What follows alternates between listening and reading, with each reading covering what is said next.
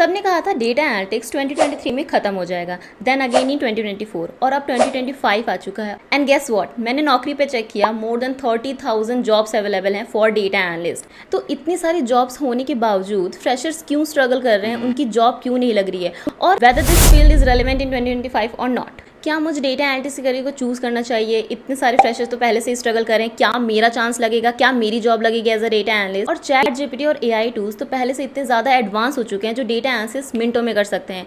Then why companies are still looking for a data analyst? I know आपके भी mind में ये सारे क्वेश्चन आ रहे होंगे। सो इस वीडियो में हम इन सबको क्लियर करने वाले हैं। तो मैंने इस वीडियो को 3 पार्ट में डिवाइड किया है। फर्स्ट हम चेक करेंगे कि 2025 में अभी भी डेटा एनालिटिक्स रेलिवेंट करियर है या फिर नहीं। सेकंड में प्रॉब्लम के बारे में बताऊंगी जो बहुत सारे लोग कर रहे हैं, that is why so many people are struggling to become a data analyst. And lastly I will help you decide if this career is right for you और नॉट। कहीं आप डेटा एनालिटिक्स में जाने के लिए अपना टाइम तो waste नहीं करें, because time is the key. Time बहुत ज़्यादा इंपॉर्टेंट है। तो अगर आपने गलत करियर चूज कर लिया तो आपका बहुत ज़्यादा टाइम वेस्ट हो जाता है। अगर आपने देखा कि भीड़ डेटा एनालिटिक्स की तरफ जा रही है तो आप भी डेटा एनालिटिक्स की तरफ चले गए, ऐसा नहीं करना है।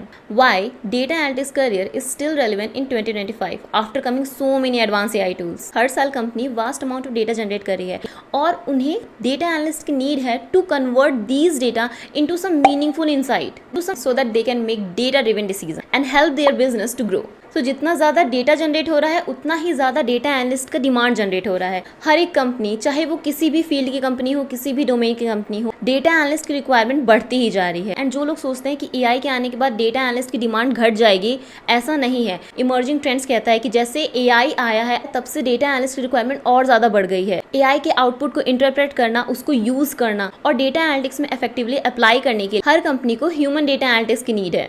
डेटा एनालिटिक्स की डिमांड कम तो नहीं हुई है और ज़्यादा हो गई है, बट ऐसे डेटा एनालिस्ट की डिमांड जो कि न्यू एंड एडवांस टेक्नोलॉजीज को इंटीग्रेट कर पाए अपने डेली वर्क फ्लोज में। सो ऐसे डेटा एनालिस्ट जिनको प्रॉम्प्ट इंजीनियरिंग की हेल्प से एक्यूरेट सॉल्यूशन निकालना आता हो, कंपनीज ऐसे पर्सन में ज़्यादा इन्वेस्ट कर रही है। सो अगर हम सैलरी की बात करें तो डेटा एनालिटिक्स में एंट्री लेवल जॉब के लिए जितनी सैलरी है that is comparatively high compare to the other fields.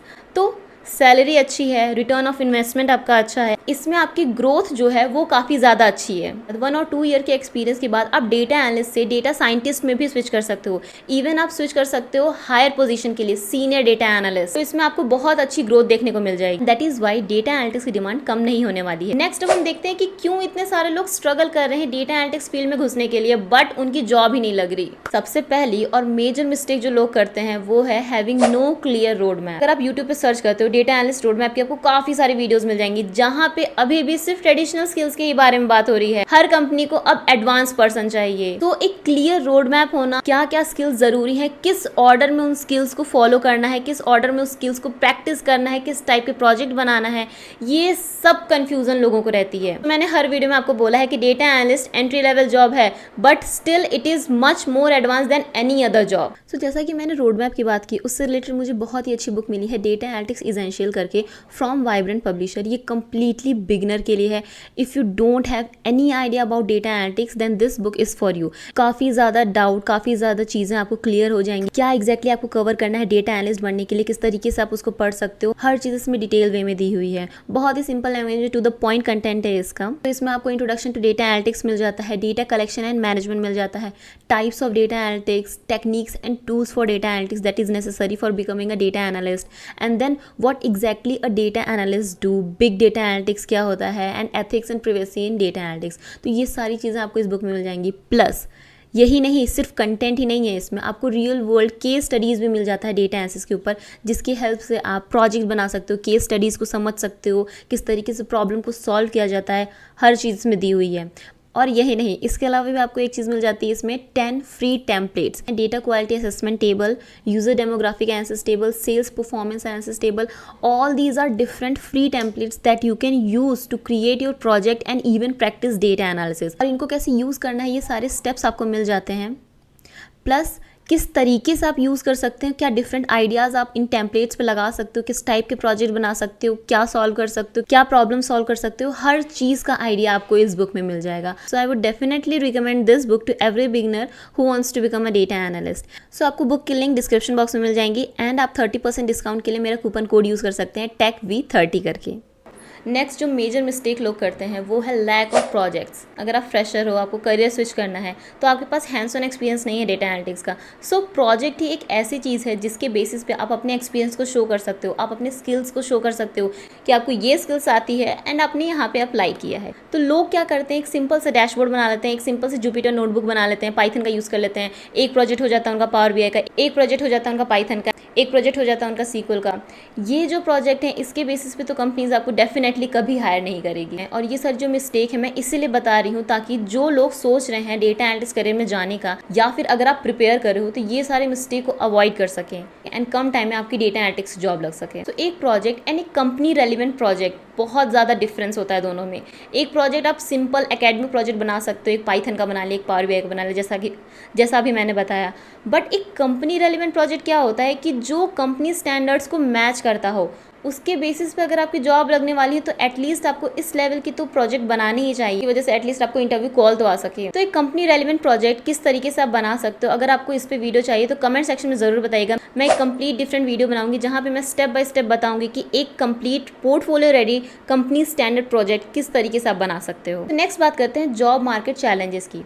ये है तीसरी मिस्टेक। मैंने इतने लोगों को गाइड किया और मैंने वहाँ पे ये देखा कि लोगों के पास राइट स्किल है, राइट प्रोजेक्ट है, बट उन्होंने उसको प्रेजेंट ही नहीं किया उस फॉर्म में कि जिससे वो शॉर्ट लिस्ट हो पाए कंपनीज में। एंड दैट इज़ वाई एक परफेक्ट एटीएस फ्रेंडली रिज्यूमे होना, एक ऑप्टिमाइज लिंक्डइन प्रोफाइल होना बहुत ही ज़्यादा ज़रूरी है आज के टाइम में। आपके पास राइट स्किल होने के बावजूद, राइट प्रोजेक्ट करने के बावजूद अगर आपको कॉल नहीं आ रहे हैं तो डेफिनेटली आपकी मिस्टेक कहाँ हो रही है, आपके रिज्यूमे में या फिर आपके लिंक्डइन प्रोफाइल में। मैंने बहुत लोगों की रिज्यूमे रिव्यू किया, लिंक्डइन प्रोफाइल रिव्यू किया और देखा कि उन्हें करेक्ट वे ही नहीं पता कि किस तरीके से वो प्रेजेंट कर सकते हैं अपने प्रोजेक्ट को, किस तरीके से राइट कीवर्ड्स फाइंड कर सकते हैं जो कि आप रिज्यूमे में ऐड कर सकते हो, लिंक्डइन में ऐड कर सकते हो। उनकी हेडलाइन जो लिखी होती है उसमें ही एसईओ कीवर्ड्स नहीं होते। तो ये सारे जो मिस्टेक्स हैं इसको अवॉइड करना है और एक एटीएस फ्रेंडली रिज्यूमे बनाना है और अपने लिंक्डइन प्रोफाइल को आज ही ऑप्टिमाइज करना है। नेक्स्ट आ जाते हैं मिस्टेक पे। ये एक मिस्टेक नहीं है, ये एक साइकोलॉजिकल प्रॉब्लम है कि लोग सोचते हैं कि मैं सही नहीं हूँ डेटा एनालिटिक्स करियर के लिए, क्या मेरे अंदर कोई कमी है, क्यों मेरी जॉब नहीं लग रही, मैं 2 महीने से अप्लाई कर रहा हूँ, क्यों मुझे एक भी कॉल नहीं आ रहे हैं। ये सारी थिंकिंग अगर आपके माइंड में आती है तो अभी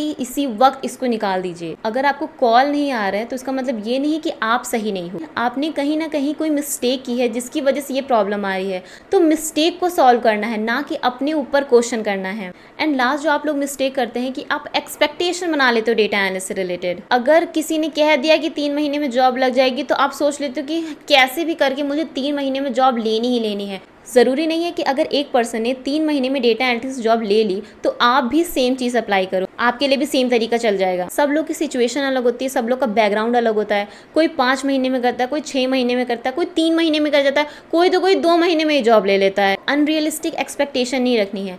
आपको सिर्फ एक रोड मैप अपने अकॉर्डिंग, अपने टाइमिंग के अकॉर्डिंग, जैसा आपका नेचर है पढ़ने का उसके अकॉर्डिंग आपको अपना रोड मैप बनाना है। रोड मैप आपको कहीं भी मिल जाएगा, स्किल्स मिल जाएंगे, टॉपिक्स मिल जाएंगे, कितने टाइम में पढ़ना है ये आप खुद से भी डिसाइड कर सकते हो। हम लोग जो बताते हैं वो एक जनरल सा टर्म होता है। फॉर एग्जांपल अगर मैंने बोला कि पाइथन आप 2 हफ्ते में कंप्लीट कर सकते हो तो एक नॉन टेक्निकल पर्सन उसको 3 हफ्ते में कंप्लीट करेगा and there is no problem. तो इसमें ये सोचने की बात नहीं है कि पाइथन तो मुझे 2 हफ्ते में कंप्लीट करना था और मुझे 3 हफ्ते लग गए, डेटा एनालिटिक्स भी मैं कर पाऊंगा कि नहीं। आप एक जनरल रोड मैप लीजिए, उसके अकॉर्डिंग अपना खुद का रोड मैप बनाइए कि आपको कितना टाइम लग सकता है आपके लर्निंग के according. And lastly, should I learn data analytics in 2025? Is it right for me? तो हम दोनों तरीके से बात करते हैं कि डेटा एनालिटिक्स राइट है आपके लिए या फिर नहीं।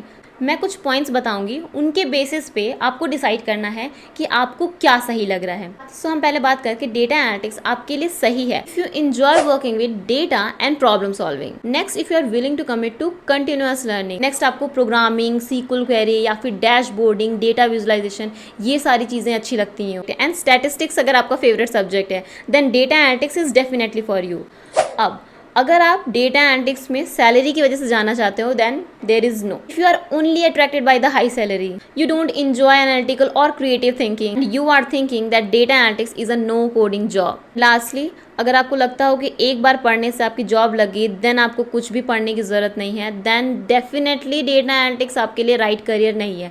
आप कोई अल्टरनेटिव पाथ चूज कर सकते हो। सो इन पॉइंट्स को ज़रूर कंसीडर कीजिए to decide whether you really want to go into the data analytics और नॉट। एंड लास्टली, अगर आप नॉन टेक्निकल फील्ड से हो, करियर गैप हो आपका या फिर आपको करियर स्विच करना हो, कोई भी चीज़ इस फील्ड में मैटर नहीं करती है अगर आपके पास राइट स्किल और प्रोजेक्ट हैं तो। So that's all for this video. I hope you like this video. आपके बहुत सारे डाउट्स क्लियर हो गए होंगे और आपको पता चल गया होगा कि डेटा एनालिटिक्स आपके लिए सही है या फिर नहीं। कमेंट सेक्शन में ज़रूर बताइएगा if you need a guide on company standard project.